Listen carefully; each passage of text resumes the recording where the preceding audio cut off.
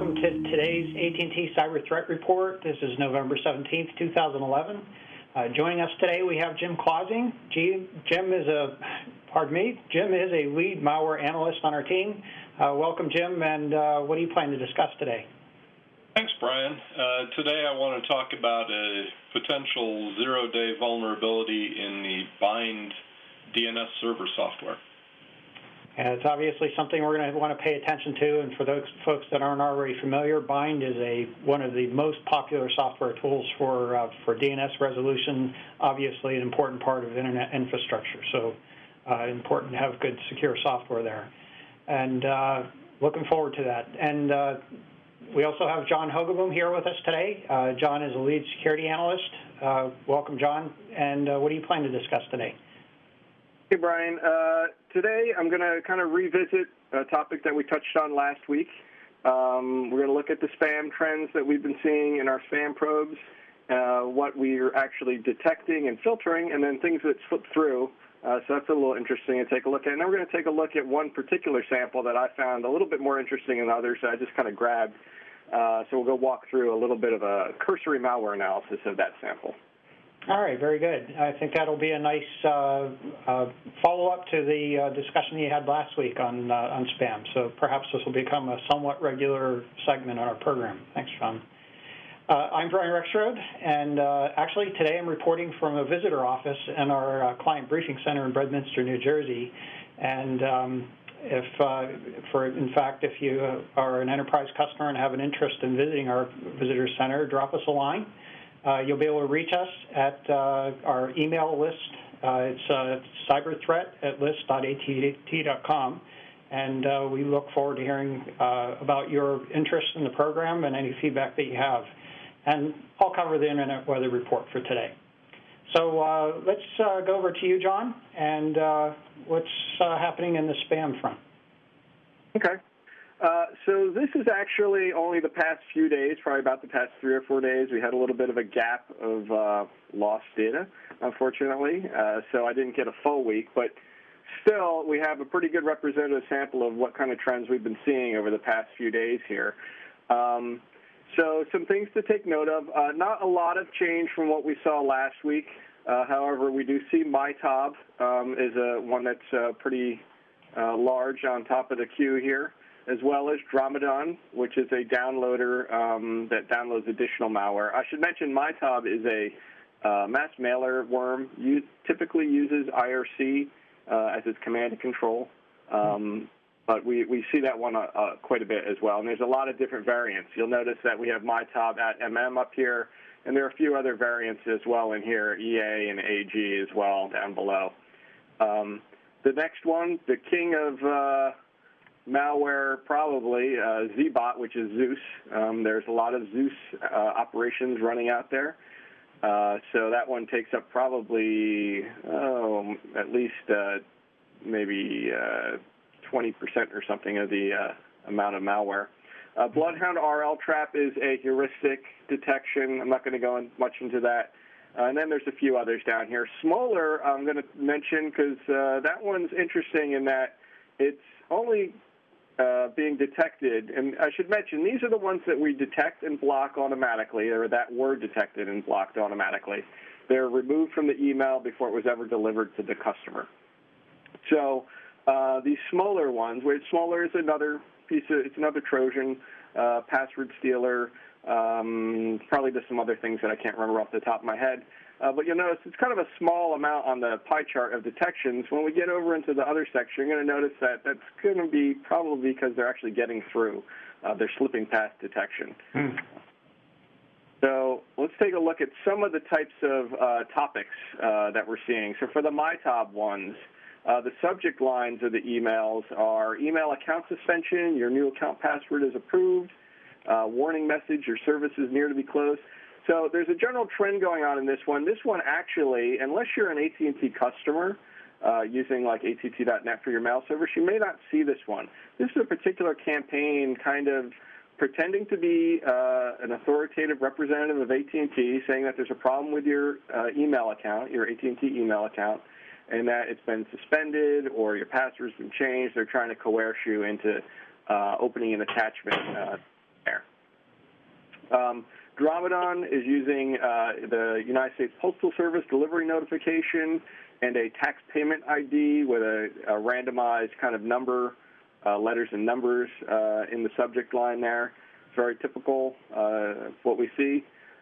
Down below lower, Trojan ZBot. We're seeing lots of these using UPS. And again, as I mentioned before, these are not really from the United States Postal Service or from UPS or DHL. They are pretending to be as though they are from those organizations and trying to trick you into opening attachments. So ZBot, the Zeus ones that we see as attachments in emails, spams that are coming through, UPS delivery notification with a tracking number and a long sequence of numbers at the end here, randomized. DHL report online with a comma and then nothing after it, which is a little strange to look at. So if you're seeing any of these subject lines, obviously, I think we've kind of, driven this home that you shouldn't be opening suspicious emails, but it seems like Postal Service type ones have been a real trend lately for them to try to use, as well as IRS, it seems. The Bloodhound, the heuristic ones, Bloodhound RL Trap, are almost all UPS tracking number ones for subject lines. AT&T, I'm not sure if I'm pronouncing that correctly. This one has kind of a fake greeting card kind of theme going with its attachments. It says you received the Hallmark e-card, and there's another one that says Laura would like to be your friend on high five. There's an attachment in there. You open that up, you get infected with AT&T. I'm not actually very familiar with that particular one either. Smoller, we're seeing IRS tax refund, track your shipments, and another IRS notification tax refund. These are just some samples. There are a few other variations of that, but you get the idea. I didn't want to use up a lot of space trying to put every single subject line that we've seen in, but that's the general theme for each of these. Yeah, John, I see it as just kind of strange that tax refunds will be a topic now. I could see, it's getting near the end of the year. People will be thinking about, getting their tax refunds, but this will be the time you'd be looking to receive a refund. It would be, sort of a time to start thinking about filing and figuring out how you're going to get one. So right. There's not even, much correlation with the time of year in these particular parts. Yeah, that's true. I hadn't even made that correlation, but you're right. It would be strange to be getting something from the IRS even legitimately right now. Not that you probably ever would get something in email from them, unless it was during tax season. Even then, I think that might be a little strange. So this is a chart of what actually slipped through the detection over the past few days. So these ones actually were delivered with the attachment intact, and were not stripped out.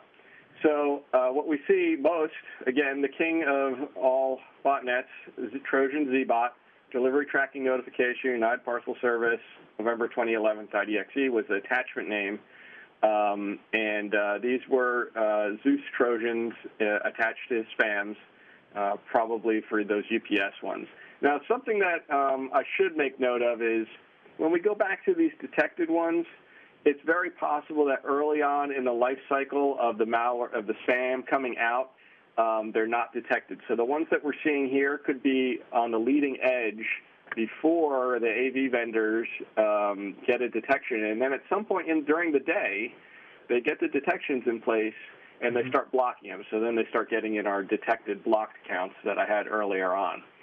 So some of these might be ones that just slipped through early on before they had a detection, and then at some point during the day they did get a detection. The Dromedon one, fraudreport.exe, I won't go through all of these. Some to make particular note of that I thought were interesting. There's these smaller ones here, invoice, blah, blah, blah. You'll notice there's a weird kind of symbolology in here before fdp.exe. This is using that trick. I forget actually what the name of the trick is, but it's the right-to-left language orientation. So you can set a bit that will tell the operating system that what follows is in right-to-left instead of left-to-right, the way we normally read stuff. So when it displays on the screen this file name, it's going to display it as invoice, blah, blah, blah, exe.pdf. So it reverses that last part of it. So it looks like it's a PDF file, but in reality it's not. It's really an executable. So they're using that trick in here. There's another smaller sample down lower where they did the same thing with a UPS notification. So one of the other, so we see there's a lot of smaller ones that snuck through, as well as ZBot, and that could just be some indication that maybe the smaller one is not as well detected as some of these other ones, and that's why it was kind of a smaller wedge on the detected chart, but we're seeing a lot of them in the columns here. We do have a couple of SpyEye ones that slip through, also known as iSty, sometimes they call it that, but SpyEye, it's more traditionally known, which is kind of a Zeus-like, maybe even related to Zeus in some fashion. And then there are some that were unknown. These ones were of more interest to me because nobody knew anything about them. I know my screen's getting a little busy here, but there are a few that were only detected a couple of times. We only actually had them delivered a couple of times, but they were strange. They're .scrs, which are usually a script of some sort, or a screensaver it could be.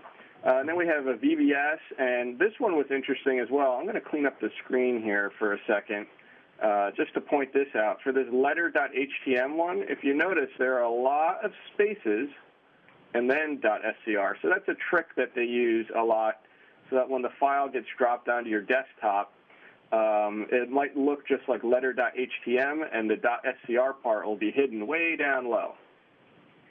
So you might think that it's just an HTML file and think it's benign, but in reality, it's executable. Yeah. So, John, do you have any idea why these particular ones escape detection or are not classified, or maybe we're going to get into that a little bit? We are going to get into that. So that's what I'm going to talk about next. I only looked at one in particular. I didn't look at all three. I looked at invoice.vbs, which was interesting to me, and I'll show you why. That one's a little interesting. The other two I didn't get a chance to really look at because it does take a while to kind of go through some of this malware, as we'll see here in a second. So I took a look at invoice.vbs, and this happens to be a VB script Trojan dropper. The reason this isn't picked up is because it's probably, first of all, we only had one sample of it that we saw, so it's probably not being spammed out as much as some of these other ones. Mm-hmm. And it's a Visual Basic script, which is kind of atypical. We don't see it very often, but it happens. It's not completely unheard of. This particular one, here's the actual email purporting to be from the Apple Store, and it's saying that you had some kind of purchase order. Here's your purchase order number, and that you bought a MacBook. Actually, I think it might have got cut off a little bit, but you bought a MacBook for $1,954. And there was an attachment in here for an invoice.zip. If you open that invoice.zip file up, inside is a invoice.vbs file. And that's what we're going to go take a look at real quickly here. So if we look at invoice.vbs, now normally most people would say, oh, invoice.vbs, let me just double-click on it. Well, hopefully you're not one of those people. But if you are, you would get infected. Here's what is actually happening in the invoice.vbs. So I dropped it to the desktop, and if you look inside here, it's doing a kind of interesting trick. It's saying it wants to execute something, first of all, and it's using all the CHR function in VBScript is a character. And what they're doing is they're doing lots of math. So they're saying, I want to print the character of 3197 minus 3115, and then print the character of 244634 divided by 2522. Well, we're not going to do all that math. We're going to take a shortcut. This is an obfuscation technique that they're using here. But we're going to take a shortcut, and we're just going to change this execute to something more benign, such as message box or wscript.echo, which is a command to just print it out. And then if you run cscript, once you change this wscript to a execute to a wscript.echo, you can run it and then put the output into an invoice.txt file. Here's what we see. It actually, this might be a little hard to see, so I exploded or I zoomed in on the important part. But basically what it's doing is it does a randomized function, and then it has here where it's going to get a particular file. You see there's a domain name, a fully qualified URL to go get a file called mail.exe from a location, and it saves it to your system under a randomized file name, which is computed earlier on here. And then it executes it on your system. So just to get back to like why this was not probably detected, the only attachment part was that invoice.vbs, which was Visual Basic or VB script.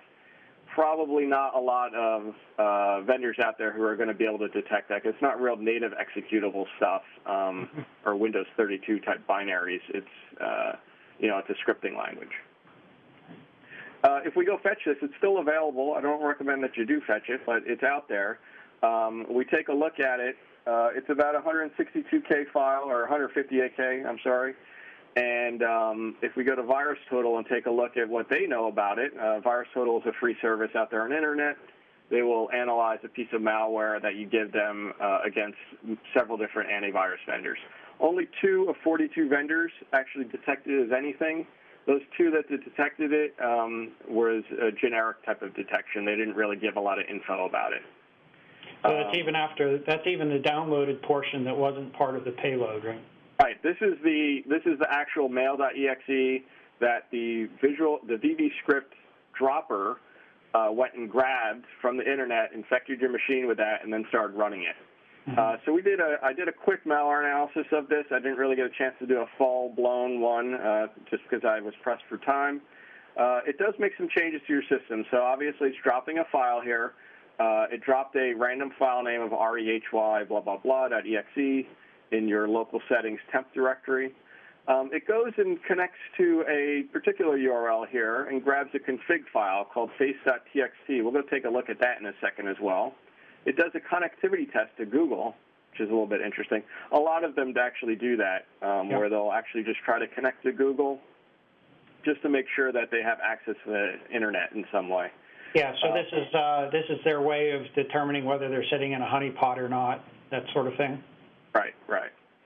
And then it started repeatedly making connections to this www.team-verification.com website with a bunch of parameters strung in here. It has a particular probably unique user ID for your infection. I'm just guessing. I didn't actually try this multiple times. This CNC just gives back a very small kind of encoded 4-byte packet. Not quite sure what that means because I didn't get a chance to analyze it fully. The face.txt config file is a little interesting. We're going to take a look at that real quick. And this file, you'll notice, looks like it's probably going to do some kind of spamming. So I'm guessing it's instructions, and I haven't really run this long-term to see its behavior. Looks like it's probably, this is a longer file than what's on the screen, has various, haha, laughing out loud, etc., and then a URL to some type of web page, and it looks like it's not really Facebook. Looks like it's a fake one, probably to spread the infection even further via this manner. That's my guess. I haven't really analyzed it fully to verify that. And these numbers, there's even more beyond this. It's a very long line. I couldn't fit it on the screen. And it probably gets altered at some point by the malware before it actually sends it out.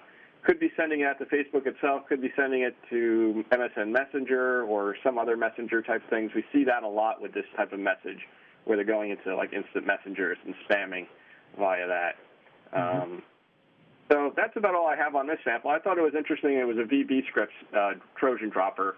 Some of the other ones I probably should go back and take a look to see if there's more to look into there. And we could even analyze this sample further, just press for time.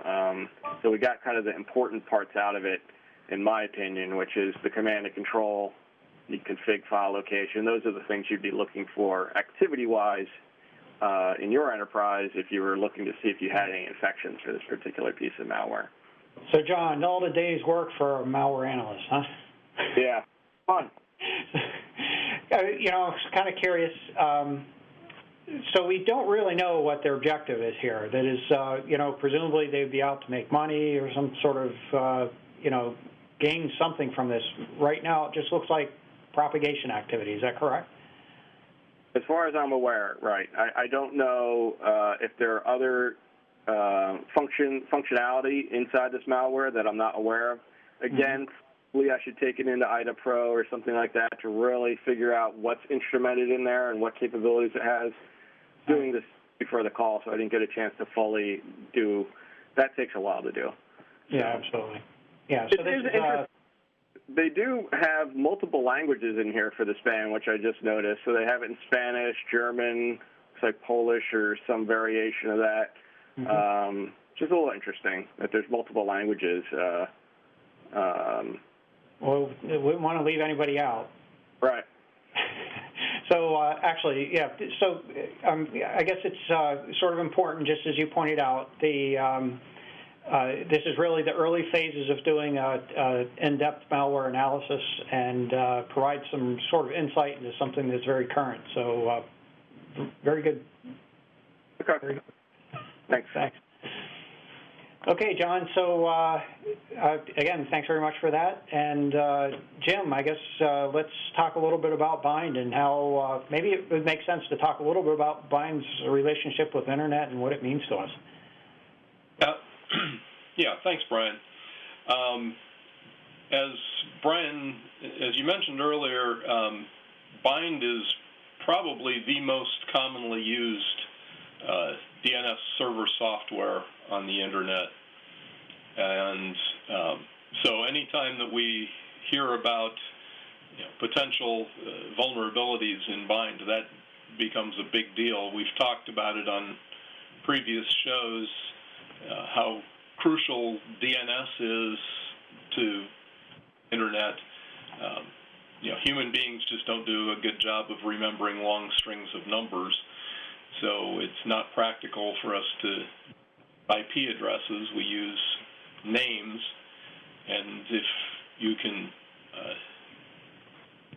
you can get that name to translate to your own IP address, you can intercept all kinds of traffic. We've talked about it many times, about the rogue DNS servers, the DNS cache poisoning, where the bad guys get traffic redirected through them and then potentially onto the real site, or maybe not.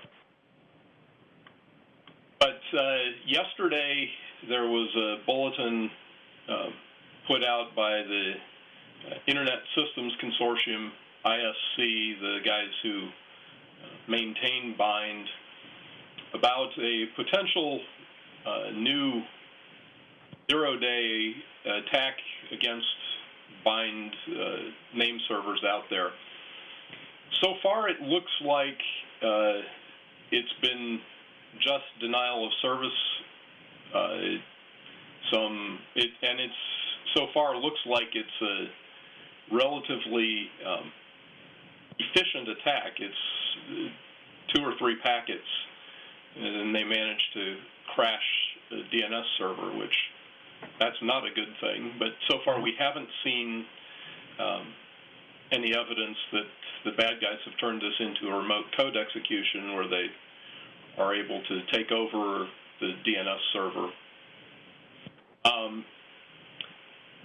The ISC has released patches to the current versions of Bind, and if you're running DNS servers using Bind, it's highly recommended that you update your server software, patch it.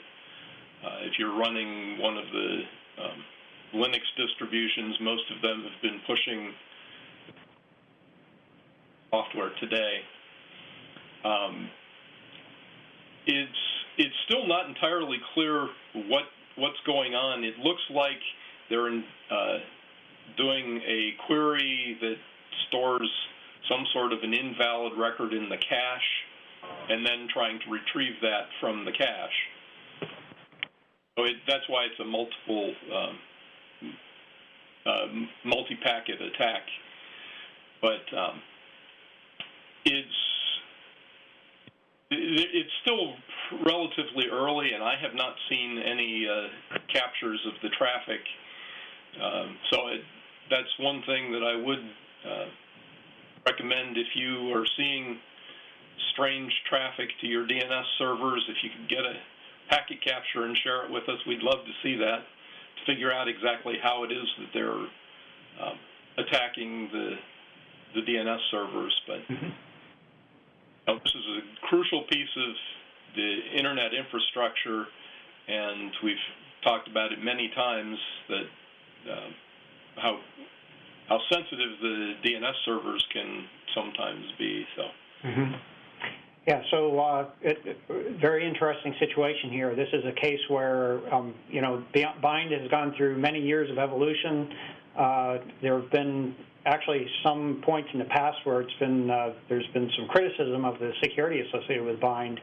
That has improved significantly over, I would say, the last 5 to 7 years or so, but still, as we're seeing here, there are some vulnerabilities that get in there and something that we need to be very sensitive to.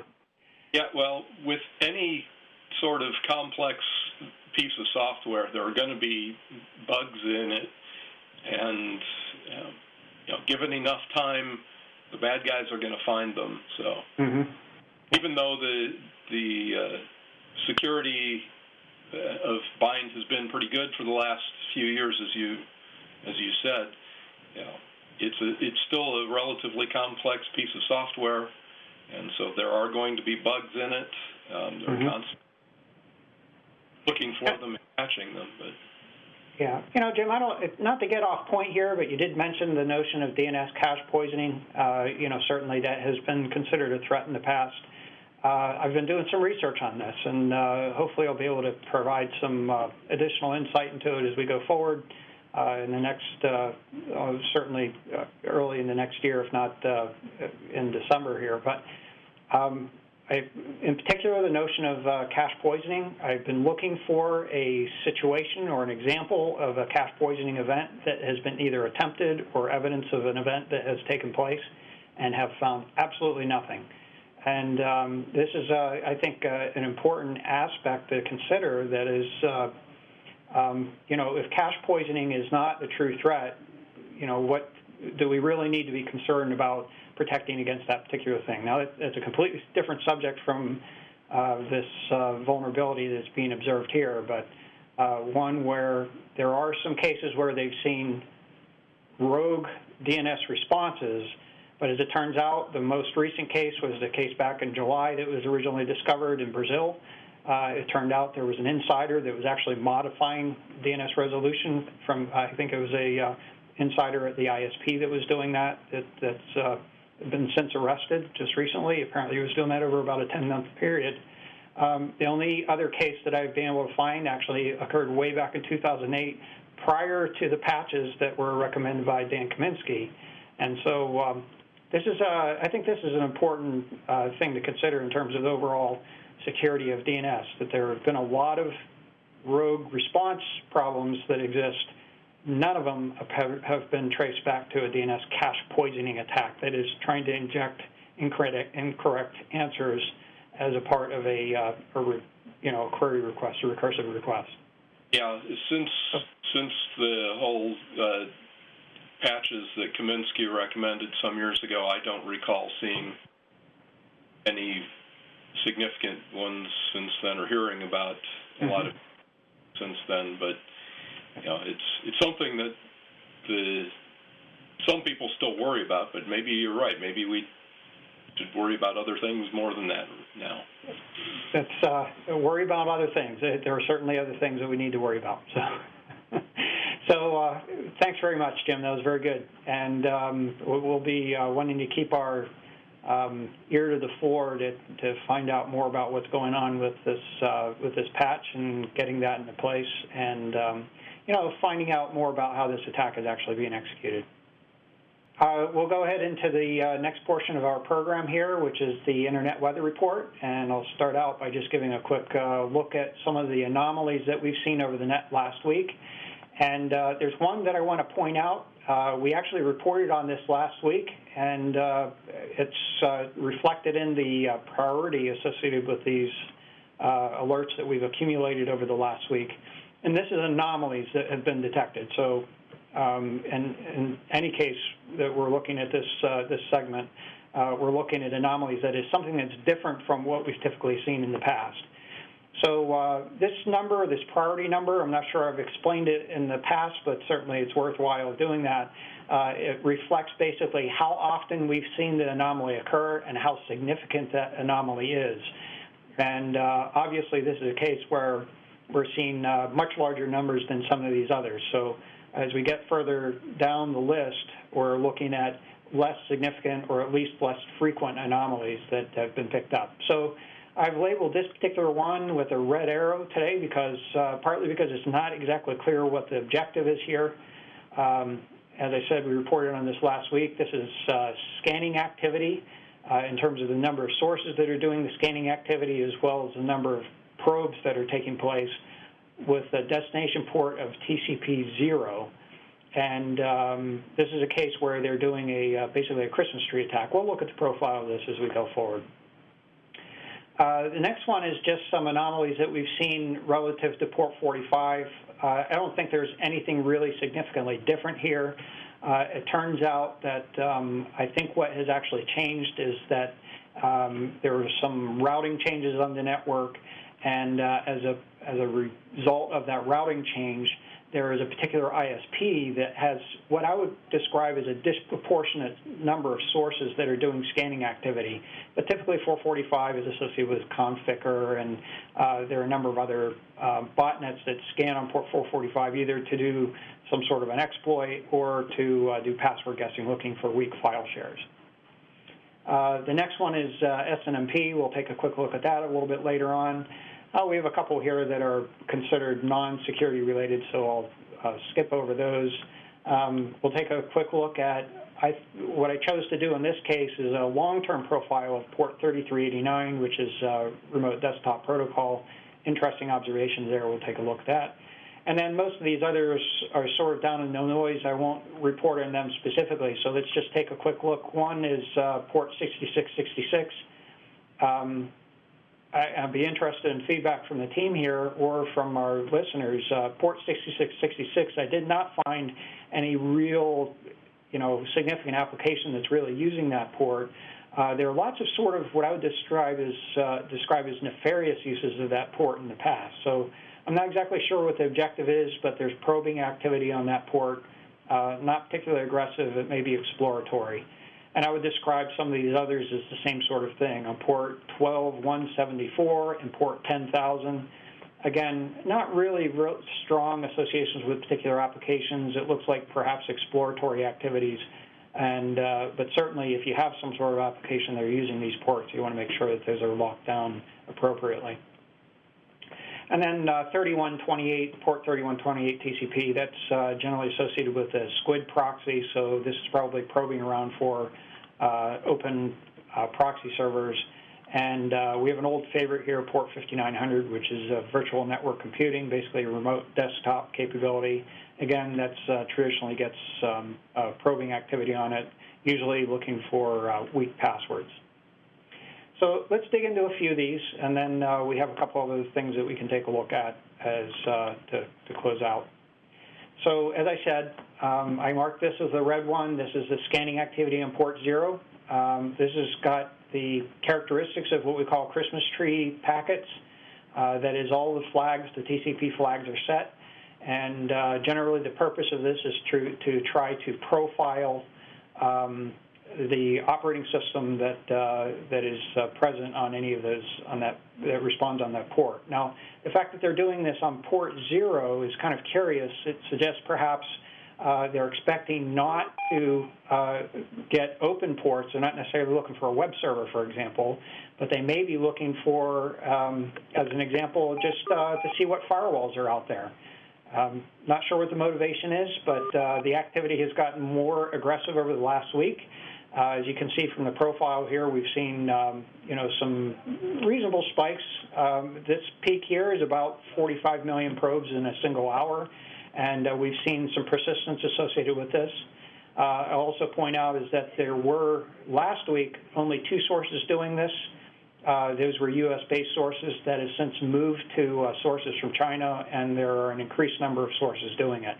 Not a significant number of sources, but certainly more than we had seen last week. So this is a developing trend, and it seems to have stopped for a short, at least for the time being today.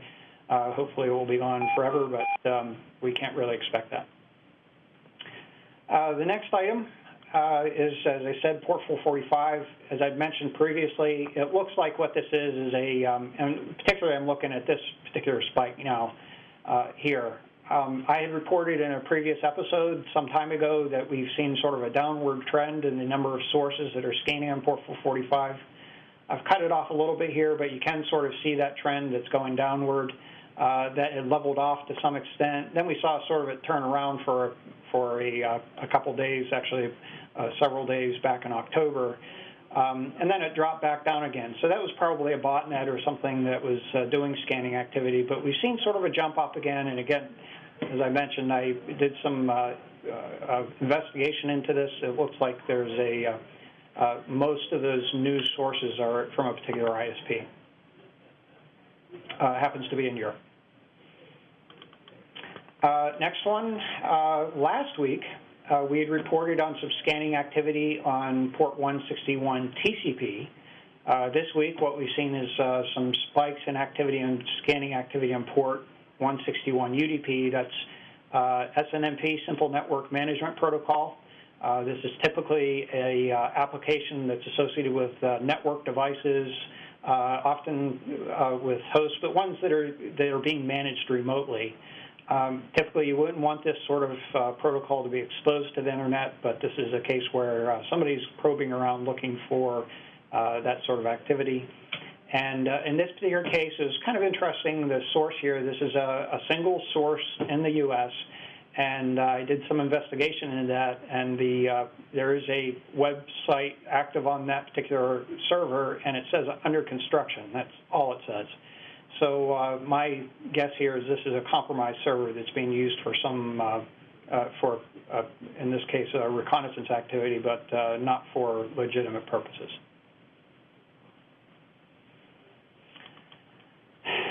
Next, as I'd mentioned probably previously, an old favorite, this is scanning activity we've seen on port 3389. This is remote desktop protocol, basically being able to remotely access a Windows machine.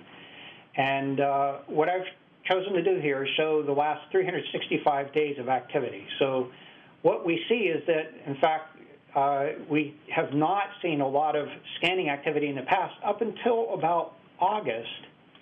And then right around the beginning of August, there were some short spikes of activity, some actually fairly aggressive activity. And this is, by the way, we're looking at the number of sources that are doing that scanning activity. So that has some significance when we look at this a little bit further. So the number of sources is basically an indication of perhaps a botnet, particularly when they're synchronized like this, that is starting and stopping together. It's usually an indication of a botnet that's doing the scanning activity. It may be to try to increase the size of the botnet. In fact, back in August, we did see sort of that sort of trend where it was recruiting and telling the new recruits to go out and do the scanning as well. Since then, it's been more on and off activity, and so that might be basically a replenishment activity associated with the botnet that's associated with this. But the other thing or a couple of things that are interesting here is one is the source of the scanning activity, the sources that are doing the scanning vary significantly, but that is a large majority of the probes are from sources in China. And we're measuring this in terms of thousands of sources that are doing that scanning. A reasonably large proportion of those are in China. Now, when we look at the number of probes on this port, it shows a little bit of a different story. So let's take a look at that. This is, again, 365 days of activity, and actually the number of probes started to increase. Well, first of all, it's not a huge change in activity that we've seen. But what we do see is in the graph is sort of an increase in density of the events. So, like going up to, say, the end of April, the beginning of May, we start to see sort of a clear change in the density of the events. And there are short spikes, and this is being an example. We have lots of examples of really high spikes of activity within a particular hour. So these are peaking out at around 45 or 50 million probes in a particular hour. So whereas we see very distinct changes in the number of sources that are doing the scanning activity, those sources are sort of doing a low and slow, comparatively speaking, so that they're kind of hiding in the noise of other probing activity, and in the course of doing that, still getting a reasonable amount of coverage in the probing activity they're doing. So these are sort of some of the subtleties that we're looking at in terms of the probing activity and how those are changing over time. With that, I'll go ahead and jump into looking at the most, sort of the less anomalous, but the typical scanning activity. This is very typical of what we've reported in previous weeks. This is the most probed ports here we're looking at. Port 445 still near the top, port 1433 near the top pretty consistently. The new one, as we had talked about at the beginning here, is 0 TCP. That's that Christmas tree probing that we've seen. And then some of these others very typical we've talked about, 8909, which is another proxy application that's being probed for. SSH is a standard for doing password guessing attacks. And I usually make a note of it here that this port 123 UDP is not security related. That just happens to be the fact, due to the fact that responses from NTP servers sometimes use source and destination port to be both 123 UDP. So that is not really true scanning. It's sort of a false positive. Now, looking at this from another perspective, I thought it would be interesting to see how the distribution looks from a country point of view. This is, again, in terms of the most probed ports, or basically where the probes are coming from geographically, so to speak. And in terms of the number of the number of probes that are taking place. And we see at the top of the list here is China. U.S. is a close second. We have Australia, Korea, Vietnam, Taiwan, Great Britain, India, Canada, and then I think this Thailand is the 10th in the list here, and then other being the remainder. So the vast majority of the probing activity that it's being detected, at least by our platform, is out of China, the United States, and then perhaps another 30% or so encompass the rest of the world.